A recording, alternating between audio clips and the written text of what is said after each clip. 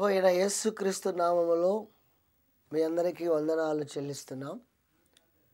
నా మంచి కాపరి అనే కార్యక్రమానికి స్వాగతం, సుస్వాగతం.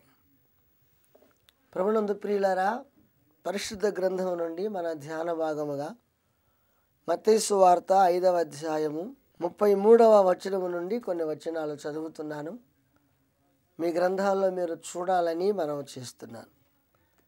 మరియు నీవు అప్రమాణము చేయక నీ ప్రమాణములను ప్రభువునకు చెల్లింపవలెనని పూర్వీకులతో చెప్పబడిన మాట మీరు విన్నారు కదా. నేను మీతో చెప్పున్నదేమనగా, ఎంత మాత్రము ఒట్టు పెట్టుకొనవద్దు, ఆకాశము తోడనవద్దు, అది దేవుని సింహాసనము, భూమి తోడనవద్దు, అది ఆయన పాదపీఠము, యెరూషలేము తోడనవద్దు, అది మహారాజు పట్టణము, నీ తల తోడని ఒట్టు పెట్టుకొనవద్దు, నీవు ఒక ఎంట్రుకనైనను తెలుపుగా కానీ నలుపుగా కానీ చేయలేవు. నీ మాట అవునంటే అవును, కాదంటే కాదు అని ఉండవలెను. వీటికి మించున్నది దుష్టుని నుండి పుట్టున్నది. 2 మాటలు ప్రార్థన చేద్దాం. తండ్రి, మీ నామమునకు స్తోత్రాలు. చదివిన వాక్యమును ధ్యానించుచూ ఉండగా, పరిశుద్ధాత్మదేవా, మీ మాటలు ఈ దీనదాసుని నోటికి అందించుమని, పలుకుచున్న ప్రతి మాట వినువారి హృదయాలకు, జీవితాలకు మేలు కలిగించేవిగాను, మీ నామమునకు మహిమ తెచ్చేవిగా ఉండగలుగుటకు సహాయం చేయమని యేసు నామమున వేడుకొనుచున్నాము తండ్రి, ఆమేన్. ఈ ఆగస్టు నెలలో గత కొద్ది వారాలుగా అతి విలువైన విషయాల మీద మనకున్న సమయంలోనే చాలా విలువైనటువంటి మాటలు మీకు అందించటం జరుగుతూ వస్తుంది. అలాగే ఇప్పుడు కూడా మరి ఒక విషయాన్ని మీ ముందు ఉంచాలని ఆశ కలిగి ఉన్నాను. యేసు ప్రభువారు చెప్పిన మాట చుట్టూ ఉన్న వారితో, యూదులతో, ఆ మత నాయకులతో, శిష్యులతో, నీవు అప్రమాణము చేయక నీ ప్రమాణములను ప్రభువునకు చెల్లింపవలెనని పూర్వీకులతో చెప్పబడిన మాట మీరు విన్నారు కదా. దయచేసి వినండి. క్రీస్తుకు పూర్వం మోషే ద్వారా దేవుడు ఇశ్రాయేలు జనాంగమునకు ఇచ్చిన ధర్మశాస్త్ర ప్రకారముగా, ఇంకా దేవుడు చెప్పిన మాటలను బట్టి వారు చెబుతూ వచ్చారు. ఈ విషయాన్ని యేసయ్య కాలం వరకు చెబుతూ ఉన్నారు. ఇశ్రాయేలుగా ఉంటే ఇప్పుడు కూడా చెప్పుకుంటూనే ఉండవచ్చు. ఏమని చెబుతూ వస్తున్నారు వాళ్ళు, ఏమి వింటున్నారు వీళ్ళు? నీవు అప్రమాణము చేయక నీ ప్రమాణములను ప్రభువునకు చెల్లింపవలెనని పూర్వీకులు చెప్పబడిన మాట మీరు విన్నారు కదా. పూర్వకాలంలో పూర్వీకులతో వారు చెప్పేవారు. ఏమని చెప్పేవారు అంటే, నీవు అప్రమాణము చేయవద్దు, నీ ప్రమాణములను ప్రభువునకు చెల్లించుకో అని చెప్పేవారు. ప్రమాణము, అప్రమాణము. ప్రమాణము అంటే మాట ఇవ్వడం, వాగ్దానం చేయడం, ఇచ్చిన దానిని నెరవేర్చడం. అప్రమాణము అంటే ఇచ్చిన మాట నెరవేర్చకుండా మాట తప్పడం. అప్రమాణము చేయమని, అబద్ధాలు చెప్పమని వారు చెప్పలేదు, కానీ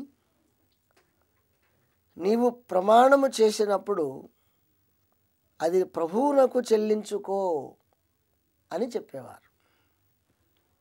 అంటే దీంట్లో క్లుప్తంగా మనం ఏం అర్థం చేసుకోవాలి? డైరెక్ట్గా ప్రభువుకు వదిలేసాయి, ప్రభువు చెప్పు, ఆయనే చూసుకుంటారు అన్నట్లుగా. బైబిల్ ఏం చెబుతుంది?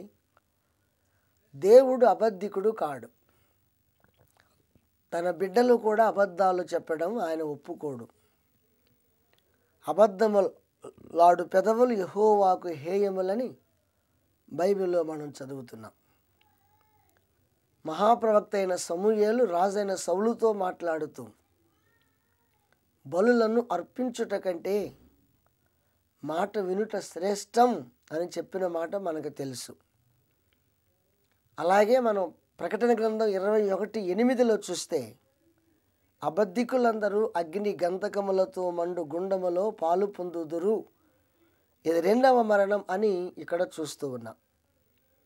ఇవన్నీ మనం క్లుప్తంగా కొంచెం జ్ఞాపకం చేసుకుంటే దేవుడు సత్యవంతుడు, సత్యమే చెప్తాడు. తన బిడ్డలు కూడా సత్యమే చెప్పాలి. ప్రమాణం చేసినప్పుడు, మాట ఇచ్చినప్పుడు నిలబెట్టుకోవాలి. అబద్ధాలు ఆడటం, అప్రమాణాలు చేయటం, ఆడి తప్పటం దేవునికి ఇష్టం లేదు. అయినప్పటికీ వాళ్ళు ఏం చేస్తున్నారంటే దేవునికి అప్పగించుకో, ఇక అది ప్రమాణమో అప్రమాణమో దేవునికి అప్పగించుకో అని వాళ్ళు చెబుతూ వస్తున్నారు. దీనిని పరిగణలోనికి తీసుకొని యేసు ప్రభువారు చాలా చక్కటి విషయాలు చెప్పారు. నేను మీతో ఏం చెబుతున్నాను అంటే, ఎంత మాత్రము ఒట్టు పెట్టుకొనవద్దు. ఒట్టు అనేది జనరల్గా మన తెలుగులో చక్కటి పదం. ఒట్టు పెడతారు.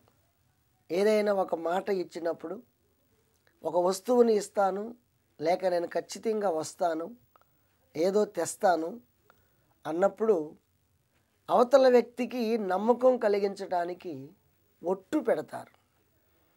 ఆ ఒట్టు ఎలా ఉంటుంది మనకు తెలుసు. జనరల్గా తనకు ఎవరైతే బాగా ఇష్టమో, ఎవరినైతే ప్రాణ సమానముగా చూస్తారో వారి మీద ఒట్టు.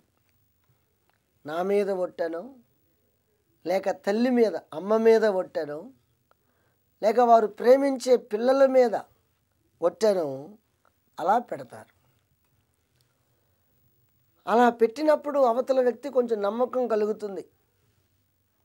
తర్వాత ఇక వాళ్ళు చేస్తారో చేయరో అనేది వారి మనస్సాక్షిని బట్టి ఉంటుంది. అయినా ఈ లోకంలో అబద్ధాలాడే వారి సంఖ్య ఎక్కువ, ఇచ్చిన మాట తప్పేవారి సంఖ్య ఎక్కువ, నిలబెట్టుకునే వారి సంఖ్య చాలా తక్కువ. ఎందుకు అలా చేస్తున్నారు? అది ప్రమాదం. అలా వద్దు. నీవు ఒట్టు పెట్టుకొనవద్దు అని ఏ ఏ విషయాలలో ఒట్టు పెట్టుకొనకూడదో కూడా యేసయ్య చెప్పారు. ఏమన్నారు? ఎంత మాత్రమును ఒట్టు పెట్టుకొనవద్దు అంటూ, ఆకాశము తోడనవద్దు, అది దేవుని సింహాసనము. భూమి తోడనవద్దు, అది ఆయన పాదపీఠము. యెరూషలేము తోడనవద్దు, అది మహారాజు పట్టణం. ఆకాశం మీద ఒట్టు పెడుతున్నారు. నువ్వెవరు ఆకాశం మీద ఒట్టు పెడతానికి? అది తండ్రికి సింహాసనం. దాని మీద నువ్వు ఒట్టు పెట్టవద్దు. నువ్వు తగిన వ్యక్తివి కాదు. భూమి మీద ఒట్టు పెట్టుకోవద్దు, అది దేవునికి పాదపీఠము. అట్లా కూడా ఒట్టు పెడతానికి నువ్వు సరిపోవు. యెరూషలేము మీద ఒట్టు పెట్టుకొనవద్దు, అది మహారాజు పట్టణము. దానికి కూడా నువ్వు సరిపోవు.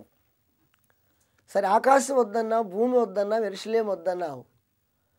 ఒకవేళ నీ తల మీద, శరీర అవయవాలలో ప్రధానమైనది తల, నీవు నీ ఎంట్రుకను తెలుపుగానైనను నలుపుగానైనా చేయలేవు. అంటే తల నీదే అయినా నీ తలలో ఉన్న ఎంట్రుకలు నీ స్వాధీనంలో లేవు. నీకు ఆ కెపాసిటీ లేదు. నీ తలలో ఉన్న ఎంట్రుకలను తెలుపుగా చేయలేవు, నలుపుగా చేయలేవు.